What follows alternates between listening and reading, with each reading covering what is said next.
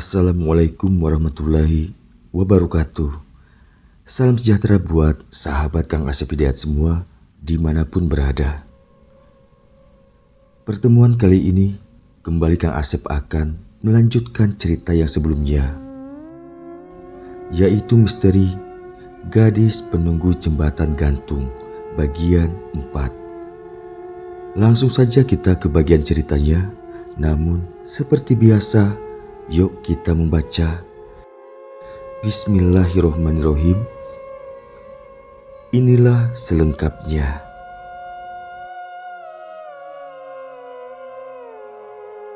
Sesaat Sony termenung dan masih terbaring di atas kasurnya.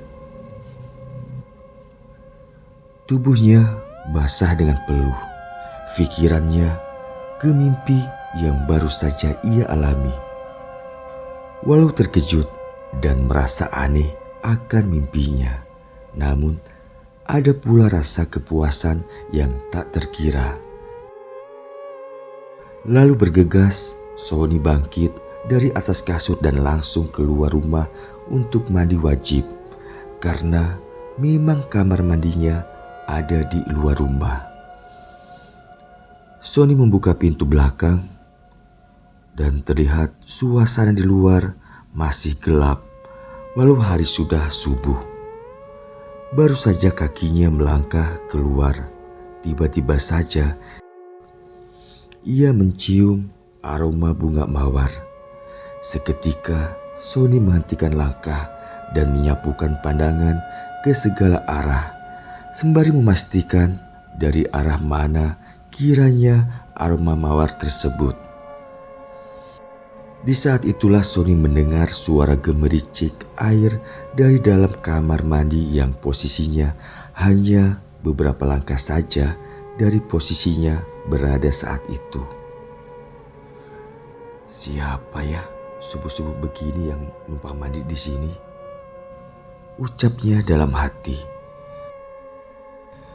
Dengan langkah pelan agar tidak menimbulkan suara, Sony mendekati kamar mandinya untuk mencari tahu siapa gerangan yang tengah mandi. Karena selama ini tidak pernah ada orang lain selain dirinya yang menggunakan kamar mandi itu. Dengan dada berdebar, Sony coba mengintip dari celah dinding kamar mandi yang terbuat dari papan itu. Dalam remang cahaya dari bias sinar lampu pijar 5 watt yang tergantung di atas kamar mandi itu, Sony melihat ada seorang wanita tengah mandi dengan posisi membelakangi pintu kamar mandi, menghadap drum penampung air yang dijadikan sebagai bak mandi. Seakan tahu saat itu tengah ada yang memperhatikannya. Tiba-tiba saja sosok wanita itu menghentikan mandinya. Perlahan, kepalanya menoleh ke arah belakang, di mana di balik pintu saat itu Sony tengah mengintip.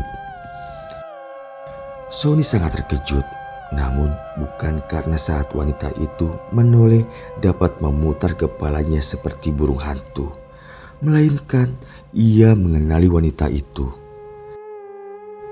Ketahuan aksinya, Sony langsung balik kanan dan kembali masuk ke dalam rumah. Sempat ia mendengar suara tawa ngikik dari arah kamar mandi. Di dalam kamar, Sony duduk termenung, berusaha mengingat di mana ia pernah bertemu dengan wanita yang baru saja ia lihat di dalam kamar mandi itu. Karena walau ia mengenalinya, namun ia lupa itu siapa dan di mana ia pernah bertemu. Sony benar-benar merasa sangat tidak asing dengan wanita itu. Entah sudah berapa lama ia termenung di kamar. Teringat bahwa ia harus segera mandi dan juga melaksanakan sholat fardu subuh. Pelan ia beranjak keluar dari kamarnya dan melangkah ke dapur. Sony mendekatkan telinga sebelah kanannya ke dinding dapur yang bersebelahan dengan kamar mandi. Tak terdengar lagi suara apapun dari dalam kamar mandi itu. Kemudian Sony mendekati jendela dapur dan sedikit menyibakkan gorden untuk melihat situasi di luar. Ternyata hari mulai terlihat sedikit terang. Setelah mandi dan melaksanakan sholat fardu subuh walau kesiangan, Sony ke dapur untuk membuat sarapan pagi. Seperti biasa, ia memasak mie rebus, ciri khas bujangan. Setibanya di dapur, Sony tidak langsung memasak mie. Namun, justru ia hanya berdiri mematung dengan raut wajah pucat, serta kedua matanya menatap tajam ke meja yang ada di dapur, seakan saat itu ia tengah melihat hantu yang sangat menakutkan. Sony mengucek kedua matanya untuk memastikan apa yang ia lihat saat itu benar atau hanya halusinasi saja. Namun berulang ia melakukannya. Tetap saja makanan yang di hadapannya masih ada. Dengan ragu, Sony mendekati meja dan mengambil sepotong ayam goreng. Terasa ayam goreng itu masih hangat.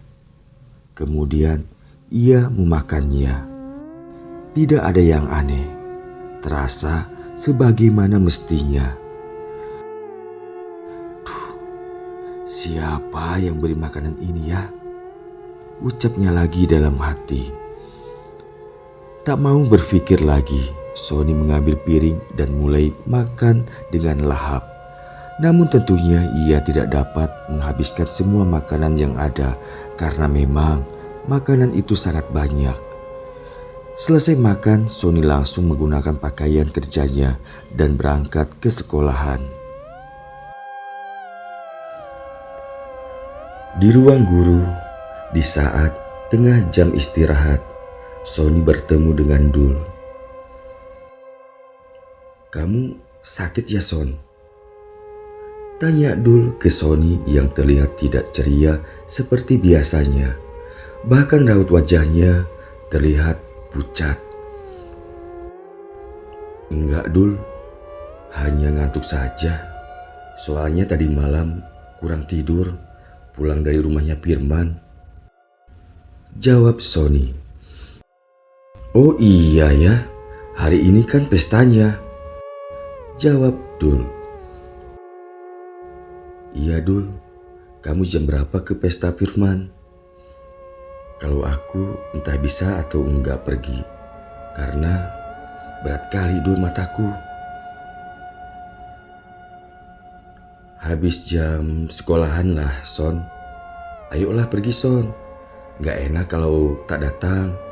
Ntar pas kamu nikah nanti gak ada yang datang loh kalau kamu gak datang," ajak Dul ke Sony seraya menatap wajah Sony. Mendapat ajakan serta tatapan Dul, Sony hanya menundukkan wajah, lalu ia berkata, "Iyalah Dul, walau entah kapan aku menikahnya." Mendengar ucapan serta melihat sikap Sony yang terlihat murung, Dul merasa jadi tak enak hati.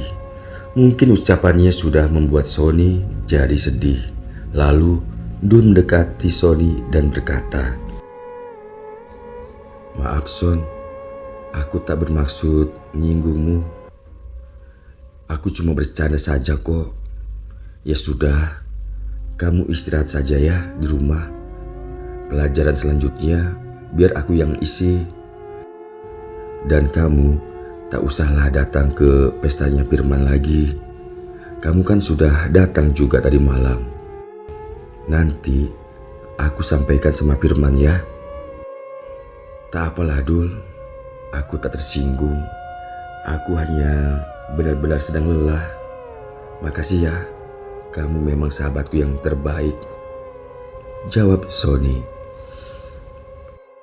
Singkat cerita, setelah selesai jam pelajaran, Sony langsung pulang dan istirahat di rumahnya. Namun sebelum istirahat, ia sempatkan untuk makan siang. Teringat makanan misterius sisa tadi pagi masih banyak. Ketika di dapur kembali ia merasa terkejut karena sisa makanan pagi tadi sudah tidak ada. Berganti dengan makanan baru yang sudah terhidang dengan rapi.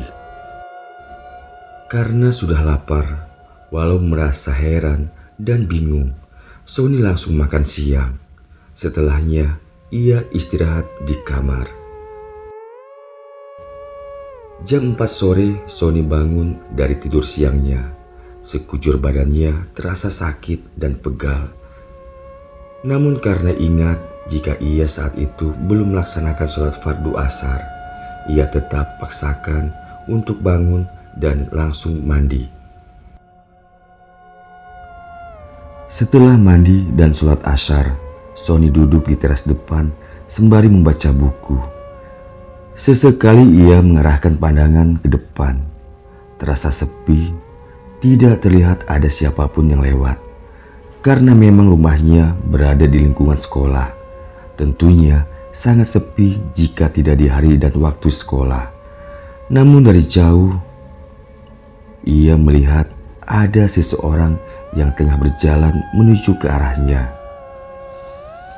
Seseorang yang berjalan itu ternyata Pak Ridwan, karyawan sekolah bagian kebersihan, yang seperti biasanya setiap sore ia datang ke sekolahan untuk membersihkannya. Kira-kira jarak 20 meter sebelum melintas di depan Sony. Sony berdiri dan menyapa Pak Ridwan dengan ramah. "Mau bersihkan sekolah ya, Pak?" Demikian sapa Sony.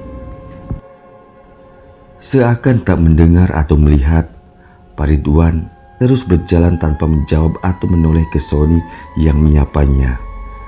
Kembali Sony menyapa, namun Pak Ridwan tetap saja tak menjawab hingga Pak Ridwan benar-benar melintas dan langsung masuk ke area sekolah. Sony hanya diam dan bengong saja melihat sikap Pak Ridwan yang terlihat aneh. Sony hanya menghela nafas berat, lalu kembali duduk dan melanjutkan membaca buku. Asik membaca buku hingga tak terasa waktu mulai senja. Terdengar suara azan maghrib berkumandang dari masjid. Sony segera masuk ke dalam rumah dan menghidupkan lampu. Setelah melaksanakan sholat fardu maghrib, Sony makan malam. Kali ini, Sony mulai cuek dan tak memikirkan lagi dari mana asal makanan yang selalu tersedia di meja makan setiap kali waktunya Sony makan. Ia menganggap mungkin itu semua pemberian Allah untuknya. Selesai makan malam, Sony berganti pakaian rapi. Ia hendak ke rumah Firman untuk menghadiri acara doa selamat, sekalian pembubaran panitia hajatan. Setelah merasa rapi, Sony siap untuk berangkat.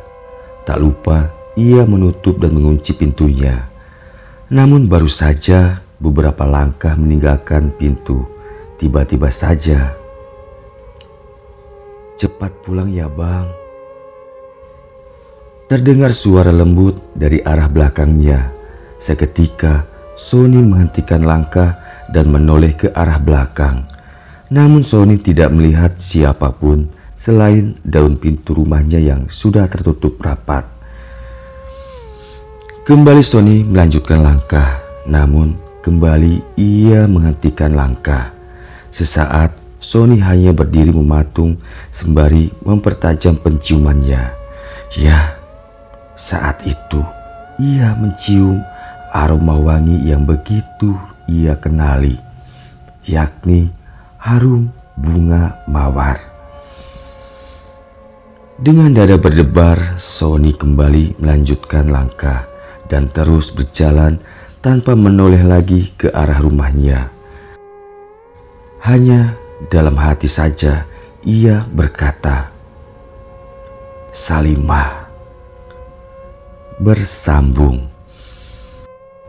Bagaimana kisah selanjutnya? ikuti terus kisahnya di bagian 5. Kang Asep aturkan banyak terima kasih dan wassalamualaikum warahmatullahi wabarakatuh.